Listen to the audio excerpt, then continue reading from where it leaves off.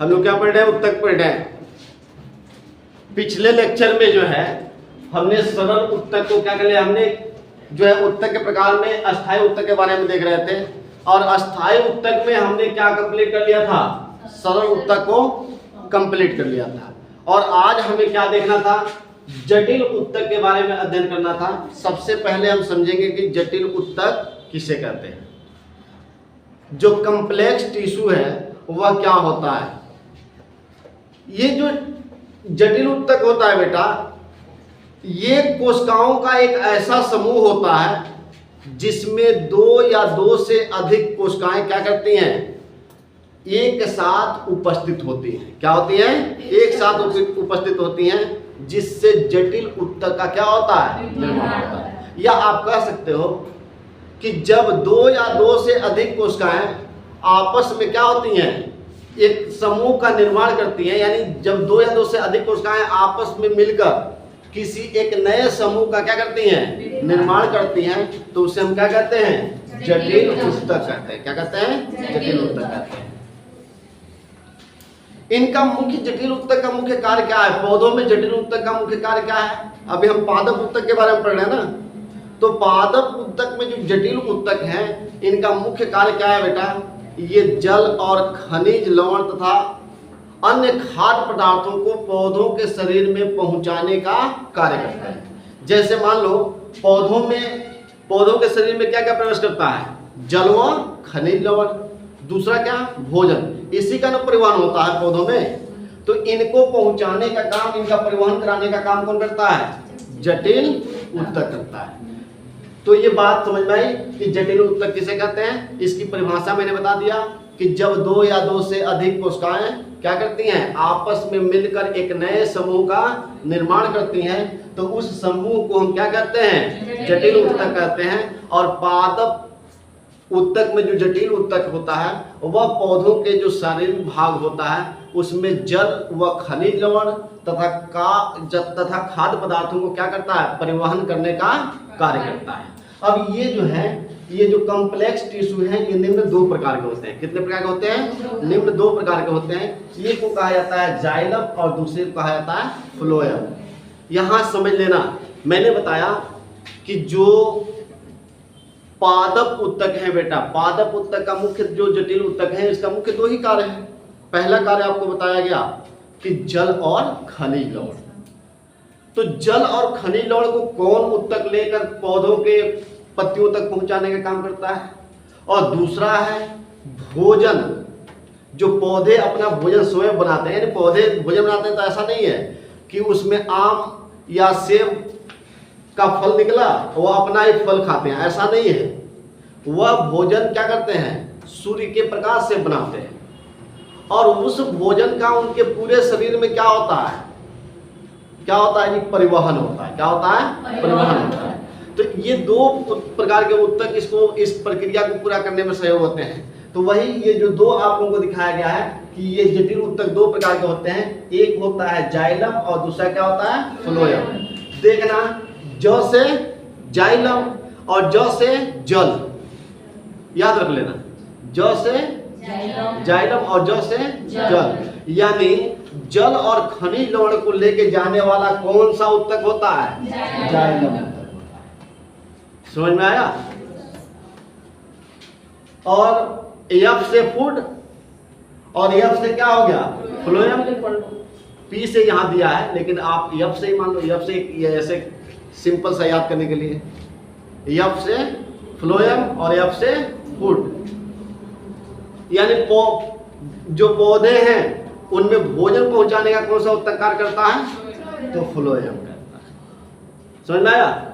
अब एक चीज ध्यान रखना, जैसे मान लेते हैं ये कोई हमारा एक प्यारा सा पौधा है, ये क्या है, कोई एक प्यारा सा पौधा है, ये इसकी जड़ें हैं, क्या है, जड़ें हैं। ये इसकी क्या है, पत्तियां हैं, और पत्तियों में ये डालियां हैं, ठीक है ना, ये डालियां। अब ध्यान दो, जल और खनिज लवण कहां से जाता है, तो मिट्टी से जाता है। कहाँ से जाता है? मिट्टी। और जड़ें कहाँ होती हैं? मिट्टी में। तो यहीं पर जल और खनिज लवण होता है। तो जल और खनिज लवण जो होता है, इसमें देखना ये जो जाइलम होता है ऐसे पतला सा एक नली नुमा इस तरह की संरचना होती है। इसके बगल में ही क्या होता है? ऐसे जो है फ्लोएम का होता है जो पूरे भाग में होता है। ठीक ना? अब क्या करता है कि ये जो जाइलम है ना बेटा, ये जो जाइलम है यहाँ से जल और खनिज लवण को लेकर इस मार्ग से क्या करेगा? ऐसे होते हुए पत्तियों तक पहुंचाने का कार्य करेगा। यानी नीचे से ऊपर ले जाने का काम कौन करता है? जाइलम करता है। कौन करता है? जाइलम करता है। और दूसरा देख लो, जो अब ये पौधे भोजन कहाँ पौधों में बनता है? तो पत्तियों में बनता है। अब पत्तियों से पूरे शरीर में भोजन पहुंचाने का काम जो है फ्लोएम करता है। कौन करता है? फ्लोएम करता है। तो फ्लोएम कैसे करता है? ये क्या करता है? देखना एक चीज, जाइलम ध्यान रखना है, ये बड़ी ही इंपॉर्टेंट चीज है। जो जाइलम होता है नीचे से ऊपर ले जाता है, और फ्लोएम क्या करता है?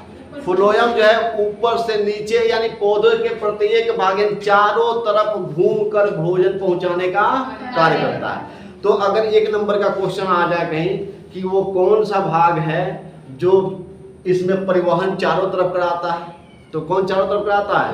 फ्लोएम कराता है। और कौन नीचे से केवल ऊपर तक ले जाने का काम करता है? जाइलम करता है। समझ में आ गई? तो हम सबसे पहले समझेंगे जाइलम क्या है। समझ में आया? तो हम जाइलम को पढ़ाएं आप लोगों को। तो देखते हैं जाइलम क्या है। सबसे पहले यहाँ हेडिंग लिखते हैं जाइलम। इसको दारू या जाइलम भी कहा जाता है। दारू या जाइलम, जाइलम।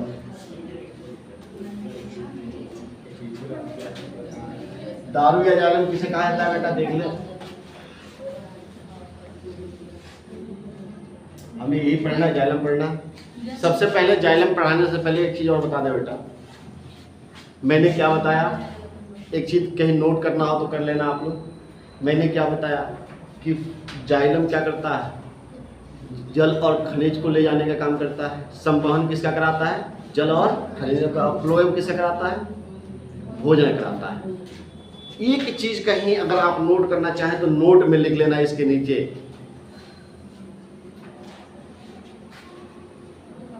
जाइलम और फ्लोएम मिलकर संवहन बंडल का निर्माण करते हैं।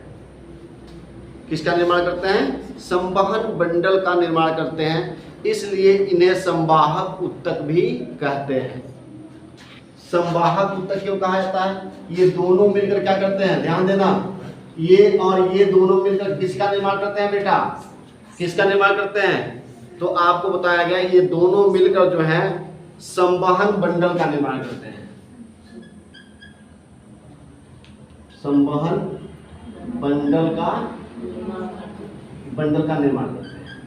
अब संवहन बंडल को अगर अंग्रेजी में लिखना चाहते हो तो लिख लेना वैस्कुलर बंडल।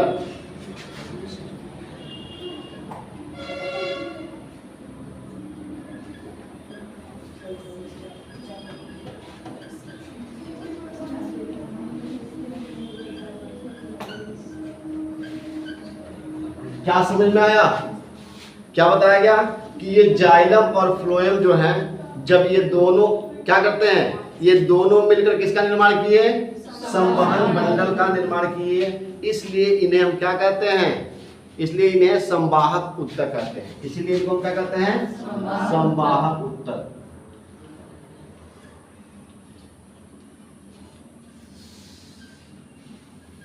अगर कहीं परिभाषा आ जाए कि संवाहक उत्तक क्या है, परिभाषा कहीं पूछ दिया कि संवाहक उत्तक क्या है, तो आप सीधे से जवाब देना कि जो जाइलम है और फ्लोएम है, ये जब दोनों आपस में मिलते हैं तो दोनों मिलकर क्या कर लेते हैं? संवाहक बंडल का निर्माण करते हैं। और उसी संवाहक बंडल को हम क्या कहते हैं? संवाहक उत्तक कहते हैं। ठीक है? किसी कोई दिक्कत? अब हम सीधे आते हैं, देखते हैं कि दारू या जाइलम क्या है। ठीक है ना? प्लीज शांत हो जाओ आप लोग। देखो देखते हैं क्या है जाइलम, क्या है बेटा? हमें क्या पढ़ना था कि दारू या जाइलम किसे कहते हैं? इसको दो नाम से जानते हैं, दारू या जाइलम के नाम से जानते हैं। सबसे पहले समझेंगे जाइलम क्या होता है। देखो जो जाइलम होता है बेटा, ध्यान से कहीं आप पॉइंट करके लिख लेना। जाइलम को जो है संवाहक उत्तक कहा जाता है। मैं अभी बताया हूं कि इसको संवाहक उत्तक क्यों कहते हैं। क्यों कहते हैं संवाहक उत्तक? क्योंकि जाइलम और फ्लोएम मिलता है तो संवहन बंडल का निर्माण करता है, और संवहन बंडल को ही हम क्या कहते हैं? संवाहक उत्तक कहते हैं। तो जो ये जाइलम उत्तक होता है, ये क्या होता है? जाइलम जो होता है वो संवाहक उत्तक होता है। क्या होता है? संवाहक उत्तक होता है, क्योंकि इसका प्रमुख कार्य मृदा एवं खनिज लवण को क्या है? लेकर पादपों के विभिन्न भागों तक पहुंचाना है। बताया जा रहा है इसको जो है जाइलम को संवाहक उत्तक कहा जाता है। परिभाषा आप खुद लिख लेना, मैं इसका बता दे रहा हूं। देखो एक बार और ध्यान से इसको सुनो।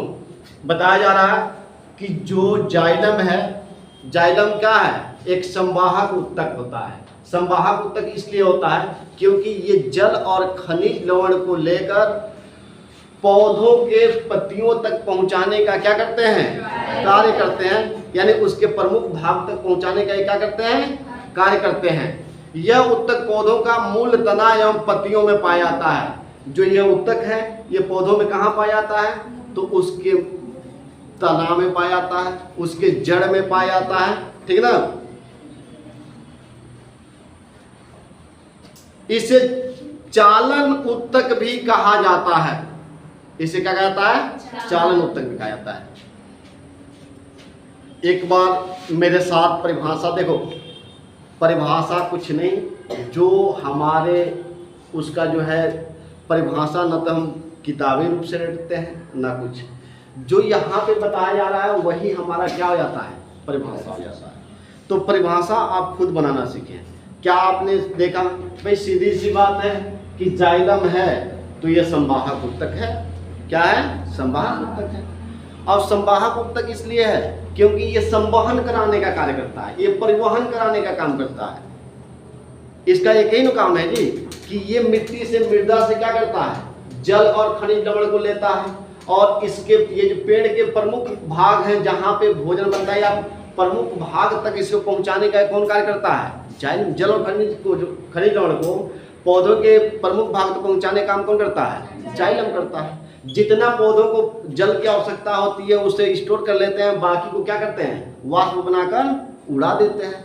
तो ये इसलिए क्या है, इसको मैंने क्या बता दिया कि ये क्या करता है? इसको संवाहक उत्तक इसलिए माना जाता है क्योंकि ये जमीन से जल और खनिज लवण को लेकर पौधों के प्रत्येक भाग तक पहुंचाने का कार्य करता है, ठीक ना। ये पाया कहाँ जाता है? ये उत्तक पादपों में कहाँ स्थित होता है? तो ये मूल रूप से जो है पौधों के तना और पत्तियों में, तना और पत्ती यानी जड़, मूल कहा जाता है जड़ को, जड़, तना और पत्तियों में उपस्थित होता है। ये कहाँ पर उपस्थित होता है? ये जाइलम उत्तक कहाँ उत्तक पाया जाता है पौधों में? तो जड़, तना और पत्तियों में पाया जाता है, ठीक ना। और ये जो होता है ये एक प्रकार का चालक उत्तक, इसे चालन उत्तक भी कहा जाता है। चालन उत्तक इसलिए कहा जाता है कि इसके बीच बीच में छोटे छोटे क्या होते हैं? छेद होते हैं, चलनी की तरह से। चलनी देखे हो? आटा को चलनी से क्या करते हो? चालते हो ना। तो वह चलनी के तरह से इसमें छेद होते हैं, इसलिए इसे क्या कहा जाता है? चालन उत्तक भी कहते हैं। किसी कोई दिक्कत? परिभाषा लिख लोगे। अब आते हैं, ये मुख्य रूप से 4 प्रकार के होते हैं। ये कितने प्रकार के होते हैं? 4 प्रकार के होते हैं। ये 4 प्रकार कौन कौन से हैं? पहले थोड़ा सा एक चीज इसमें मैंने छोड़ दिया है, फिर उसको दोबारा दोहरा देते हैं। देखो जाइलम क्या है बेटा? जाइलम को जानने से पहले हम जानेंगे कि जाइलम की खोज किसने किया। क्या जानेंगे? परिभाषा तो हम जान लिए। अब सबसे पहले देखते हैं कि इसका खोज किसने किया।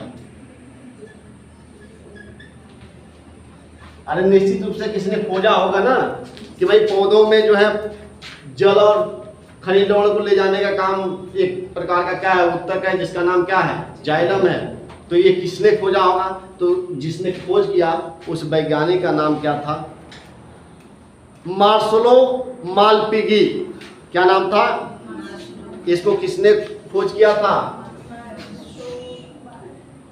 मार्सेलो मालपिगी।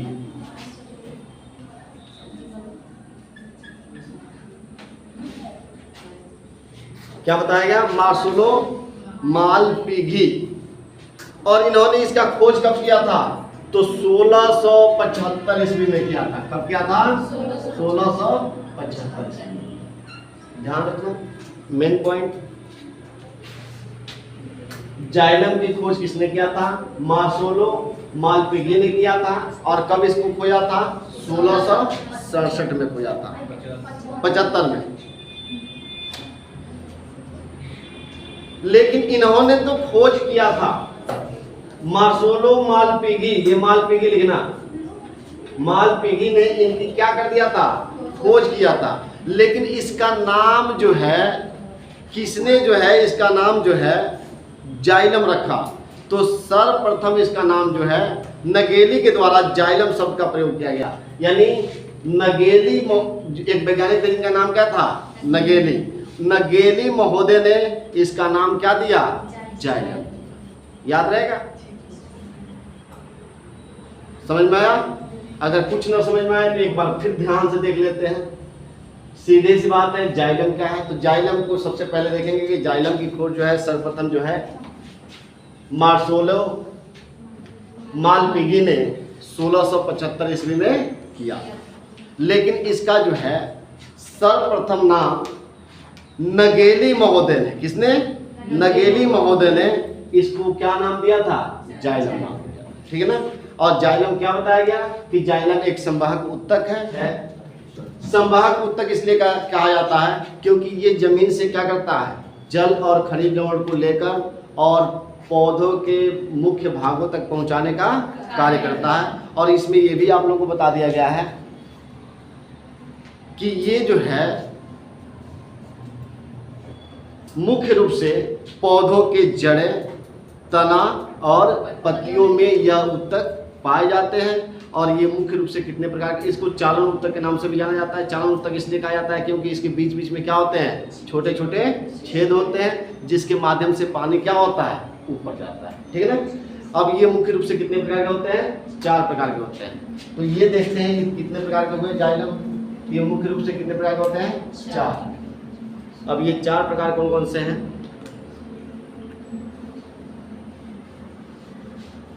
पहले का नोट कर लेना आप। पहला क्या हो गया? वाहिकाएं। दूसरा हो गया वाहिकाएं। और तीसरा हो गया जाइलम तंतु। और चौथा हो गया जाइलम मृदुत्तक। क्या होता है? जाइलम मृदुत्तक।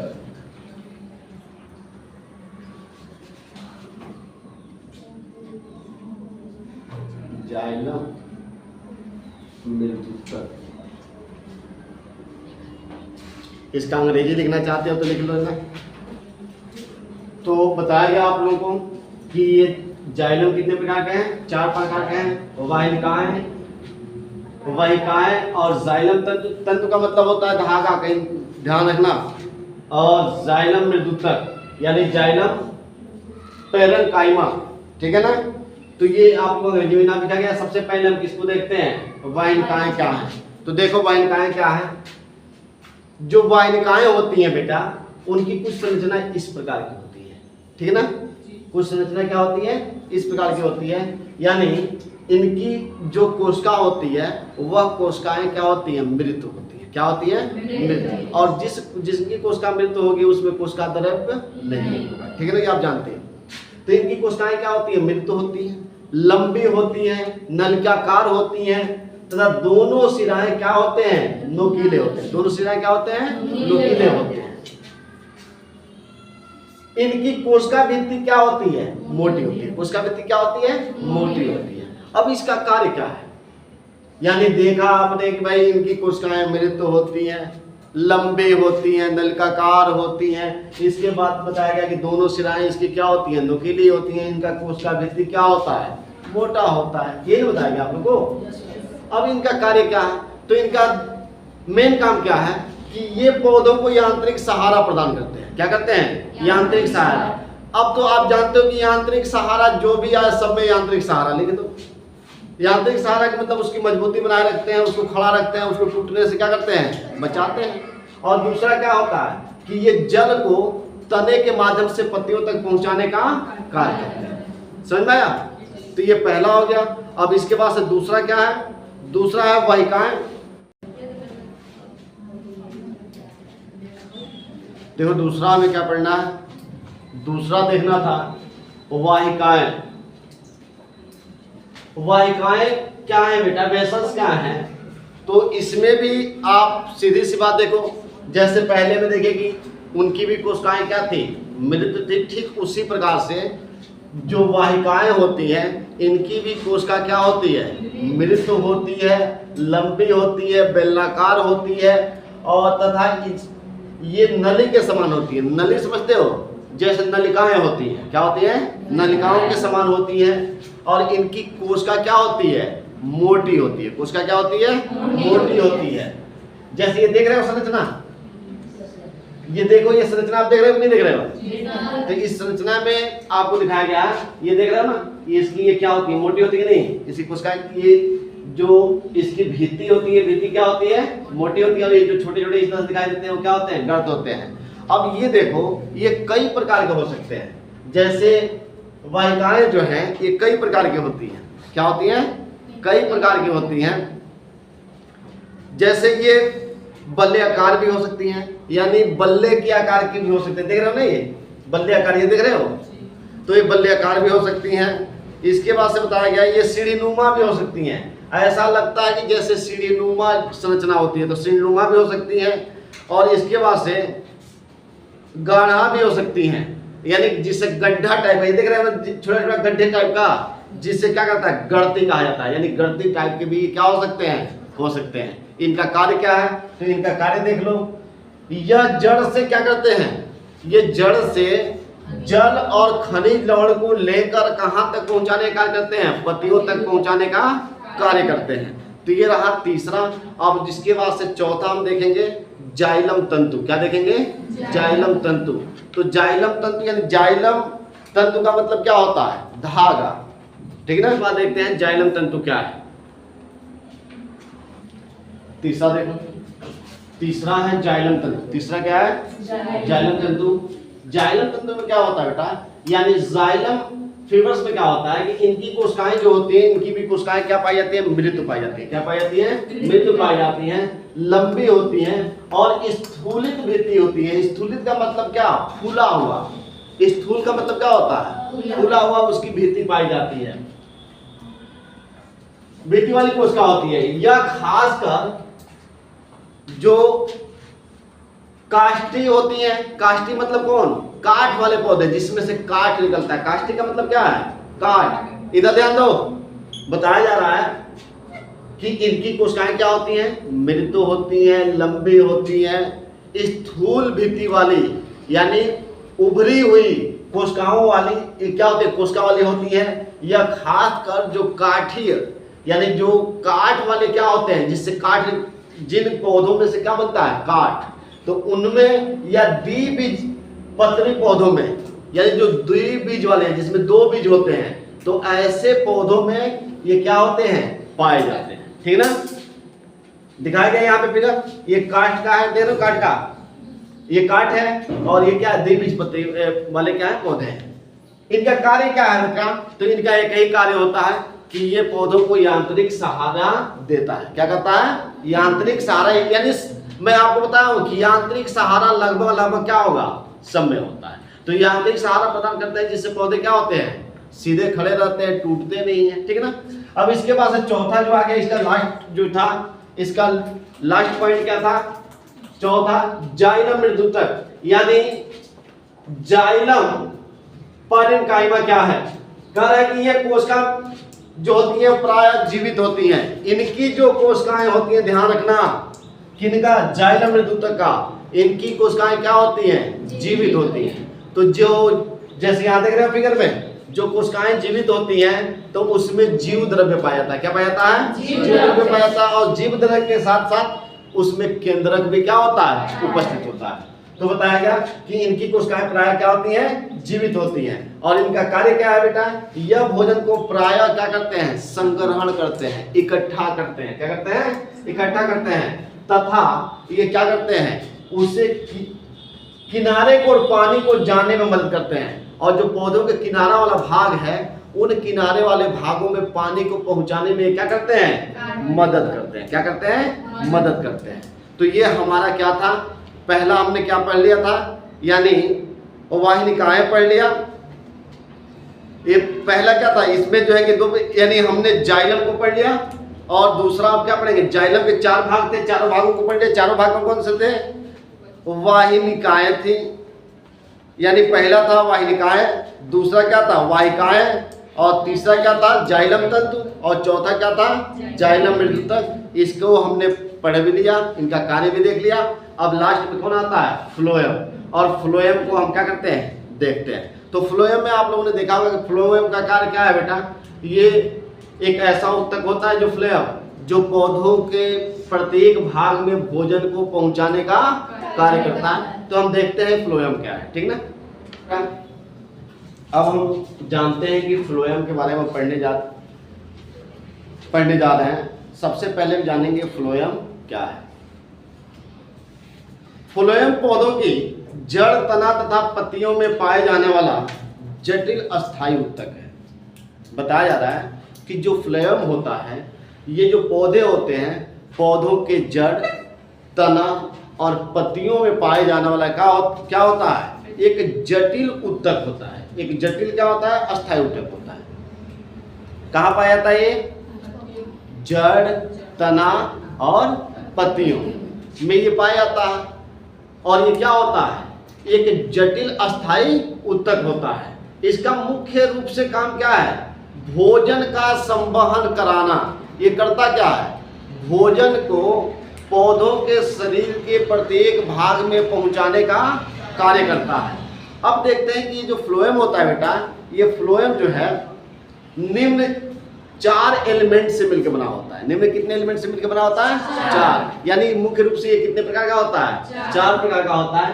पहले को कहा जाता है चालनी नलिकाएं, और दूसरी को कहा जाता है सहकोशिकाएं, और तीसरे को कहा जाता है फ्लोएम तंतु, और चौथे को क्या कहा जाता है, फ्लोएम मृदुतक। समझ में आया। तो ये इसके इतने क्या है, भाग है। अब एक एक भाग को हम क्या करेंगे, अध्ययन करेंगे। सबसे पहले हम देखेंगे क्या, जाइलम, यानी पहले देखेंगे चालनी नलिकाएं क्या है। तो इसको अगले जो नेक्स्ट आपका लेक्चर होगा उसमें देखा जाएगा, ठीक है। आज यहीं पे इसको क्या करते हैं, बंद करते हैं, फिर अगले में देखा जाएगा, ठीक है।